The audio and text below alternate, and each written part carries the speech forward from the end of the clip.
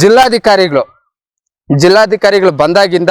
ಬಂದ ತಕ್ಷಣ ಶ್ರೀಕಂಠಪುರ ಕೆರೆಯಲ್ಲಿರುವ ರಸ್ತೆ ತೆರವು ಮಾಡ್ರಿ, ಅಲ್ಲಿರೋ ಪ್ರಕೃತಿ ಸರ್ವನಾಶ ಆಗಿ ಯಾವ ಭ್ರಷ್ಟರು ಕ್ರಷರ್ ಮಾಲೀಕರು ರಸ್ತೆ ಮಾಡ್ಕೊಂಡವ್ರೆ ಅಂತ ದೂರು ಕೊಟ್ರೆ ಅವತ್ತು ಹೋದ ತಕ್ಷಣ ನಾಳೆ ತೆರವು ಮಾಡಿಬಿಡಂಗೆ ಹೇಳ್ದ, ಅದು ತೆರವು ಮಾಡಿಲ್ಲ. ಮತ್ತೆ ಕೊಮ್ಮನಹಳ್ಳಿ ಮಾನ್ಯ ನಂಜೇಗೌಡರು ಮನೆ ಮುಂದೆ ಇರೋ ಕೆರೆಯಲ್ಲಿ ರಸ್ತೆ ಮಾಡ್ತಾರೆ, ಕೆರೆ ಮುಚ್ಚಿಬಿಟ್ಟು. ಆಗ್ಲೂ ಇದೇ MP ಅವ್ರು ಮಲ್ಲೇಶ್ ಬಾಬು ಅವ್ರಿಗೆ ನಾನು ಫೋನ್ ಮಾಡಿ ಹೇಳ್ತೀನಿ, ಅವರು ಕರೆ ಮಾಡಿ ಹೇಳ್ದು ಮತ್ತೆ ದೂರುಗಳು ಹೋಗಿ ಕೊಡ್ತೀರಿ, ಆದರೆ ಅದನ್ನು ಇದು ಮಾಡಿಲ್ಲ. ಮತ್ತೆ ಆ ಕಡು ಭ್ರಷ್ಟೆ ರೂಪ ತಹಸೀಲ್ದಾರ್ ಅವರು ಇದಾರಲ್ಲ, ಉಪಲೋಕಾಯುಕ್ತರು ಸೂಚನೆ ಕೊಟ್ಟರು ತೆರವಾಗಿಲ್ಲ ಅಂತ ಸರ್ವೆ ನಂಬರ್ಗಳು ಮುಚ್ಚಿ ಎಕ್ಸ್ಟ್ರಾ ಸೇರಿಬಿಟ್ಟಿದೆ ಅಂತ ರಿಪೋರ್ಟ್ಗಳು ಕೊಡ್ತಾ ಇದ್ದಾರೆ. ಇದು ಇವತ್ತಿನ ಜಿಲ್ಲೆ. ಕೋಲಾರ ಜಿಲ್ಲೆ ಕಂಡ ಒಬ್ಬ ಅಸಮರ್ಥ ಜಿಲ್ಲಾಧಿಕಾರಿ ಈಗಿನ ಒಂದು MR ರವಿ ಅವರು ಯಾವುದೋ ಪ್ರಕೃತಿ ಸರ್ವನಾಶ ಆಗೋಯ್ತು, ಒಂದೇ ಒಂದು ದೂರ ಮೇಲೆ ಇವರು ಕ್ರಮ ಕೈಗೊಂಡಿಲ್ಲ.